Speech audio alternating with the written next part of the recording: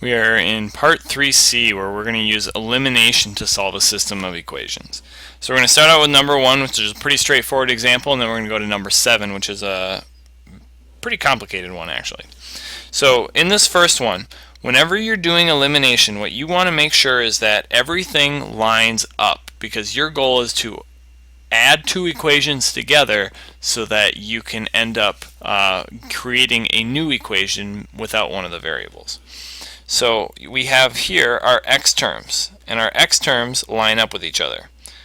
And then we have here our y terms, and our y terms line up with each other. We have our equal sign. This one is incredibly important. Make sure your equal signs lines up with each other, because if they don't, that's going to cause some problems with your positive and negatives. And then finally our number terms on the other side line up. So when everything lines up like this, your second goal is to say, I want to find a pair of things, such as I have my y term and my y term, and I want them to have opposite coefficients. So one of them positive and one of them negative of the same number. And you can see with our y's that is not the case. If we look at our x's, we actually have something already like that. So we don't have to do any work. In some cases, you might need to multiply an entire equation by, let's say, 5 or -7 or whatever number, so that you can make that true. You can make it so that both of the x terms have the same number with opposite signs. In this case, we don't have that, so this is a nice, good example to lead in with. So I'm going to now create a new equation by adding the top and the bottom. So I look -7x plus 7x, and that is 0. That goes away. I don't have anything there. Next term, I have -4y plus a 9y, and that's going to be positive 5y. And then I have equals, my equal sign continues down, and then 25 plus 5 is 30. So I have a 0 plus, so I'm going to get rid of that. 5y equals 30. All I have to do now is divide both sides by 5, and I know that y is equal to 6. So I already solved for one of my variables. By canceling out my x's, adding them together and making them go away, I ended up getting y alone. The tougher part about elimination compared to substitution is that once you solve for one variable, often solving for the other is a little bit of extra work. You do have to substitute it back into the equation. And you can actually substitute it into either. So whatever one looks like it's easier to plug it into, choose that one.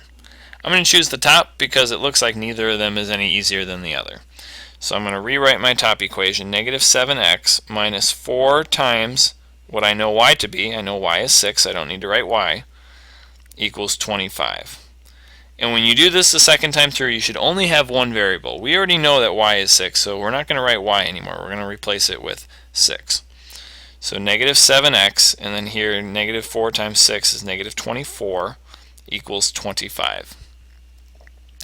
I add my 24 to both sides, and when I do that, these go away, leaving me with -7x is equal to a positive 49. 25 and 24 is 49. Last step, to get x alone, I need to divide both sides by -7, so these cancel, leaving me with x is equal to -7. 49 divided by -7 is -7. So I have y equals 6, x equals -7. If I want to write that as a point, since our solution is a point on a graph, just like when you have two lines intersecting, they intersect at a point, I want to write this as my x first, even though we solved it last, my x always comes first, followed by my y. So -7, 6 is my solution. Now we're going to skip down to number 7, because number 7 has a whole bunch of tricky things with it. First thing is you can see that it's not lined up. So right now we have an x, equal sign, a number, and a y. Down below we have a y, an x, an equal sign, and a number. So not the same order. I typically like to put it in x plus or minus the y equals the number. So on this top equation, I need to get my y over onto the other side. So I'm going to subtract y from both sides of my equation, leaving me on top with -x minus y equals 1, because these are going to cancel each other. So -x minus y equals 1 is what I have on top. On the bottom, I have everything on the correct side, except I just want to reorder my x and y. So I'm going to just write my negative 3x first, so negative 3x, move that over there, and then my positive y will come second. So I'm just reordering it. Negative 3x plus y equals 11. Now if I was going to use my x's, I would need to multiply the entire top equation, all three terms, by 3 so that I could get, actually by negative 3, so I get a positive 3 next to my x. However, instead of just jumping the gun and always trying to cancel out the x's, if I look at the problem, I see that I have a plus y and a minus y. Those y's are going to cancel if I add these equations together. So let's go ahead and take advantage of that. Negative x and negative 3x is going to be negative 4x. Positive y and negative y is 0. And then 1 and 11 added together is 12. The plus 0 goes away. And now I want to get x alone. So divide both sides by negative 4 and x equals negative 3. So now I have one of my variables. I just need to plug in and solve for my other one. One recommendation, I tend to prefer using the original equations to plug things back into, just in case I made some kind of small mistake here. I don't want to compound that. So I'm going to take this x and plug it in somewhere. And I'm going to choose the first equation because it looks a little bit easier, and plug that in and try to get y. So my first equation says negative x, so negative open spot, equals 1 plus y. And my x I know is equal to negative 3. This is where you need to be careful. So this is why I like the parentheses, because I know I have a negative negative 3, which is positive 3, equals 1 plus y. Subtract 1 from both sides, and I get 2 is equal to y. My 1 and negative 1 go away here. 2 equals y.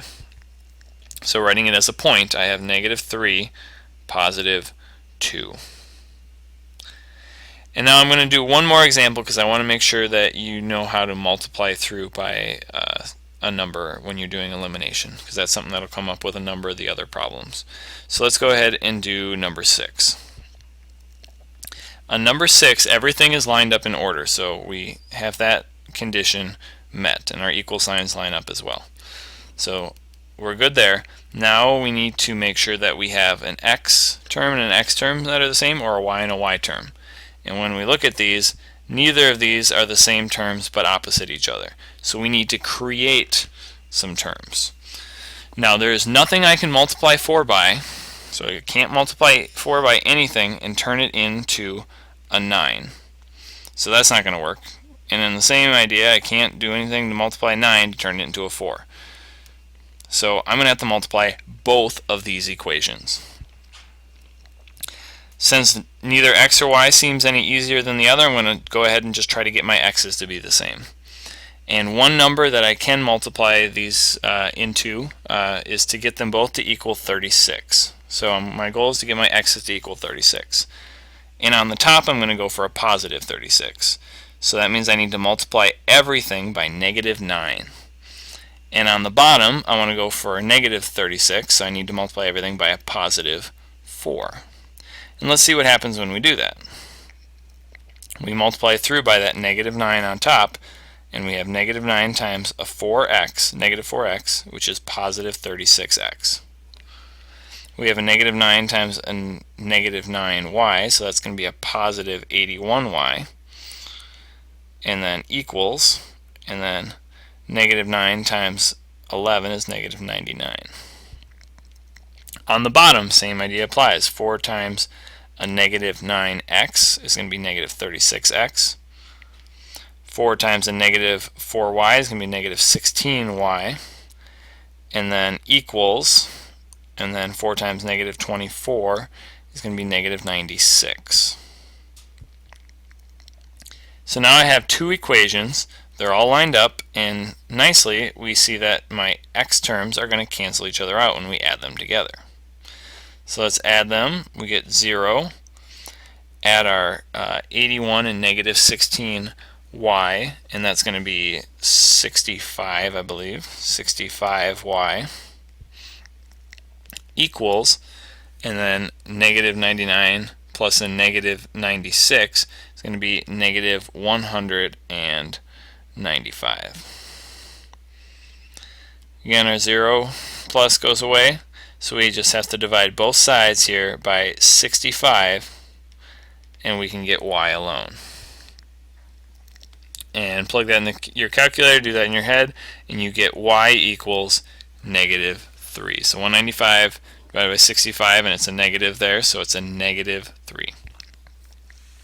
Now that we know y, we go back and we want to finish off the problem. We plug that y back in, and let's go ahead and just use the top one. So rewrite the top equation in its original form so we don't make any mistakes.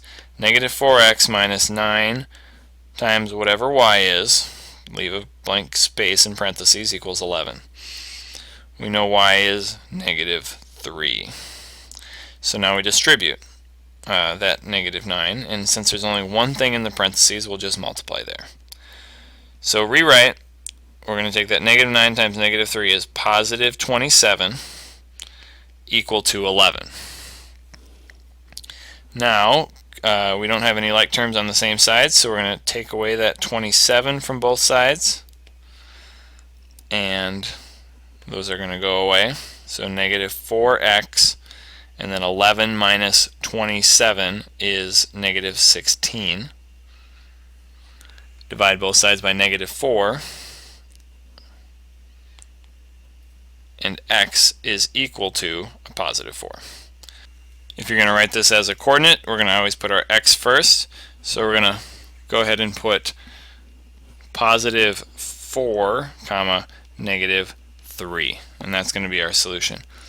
If you're looking to check your answers as you do these types of problems, which I would obviously encourage, you can plug in your x and y to the original equation. And since you probably used this one here to solve for x, I would recommend plugging in those two values into the other equation. So if you plug in those values into that equation, in this case 4 times a negative 9, I'm just going to do it on the side to show, negative 9 times my x value of 4 minus 4 times my y value of negative 3 equals negative 24, and I'm going to see if this is true. If it is, that's a pretty good indicator that I did it right. So generally that means I did it right. Negative 36, I get a positive 12, equals negative 24. I combine these two together, and that does in fact equal negative 24. So yes, it appears that I did it right. And that's true for all of the problems as you do them. You can plug in your x and y values, pop it in your calculator real quick, and just make sure it equals the same thing as it says it's going to equal, in this case negative 24.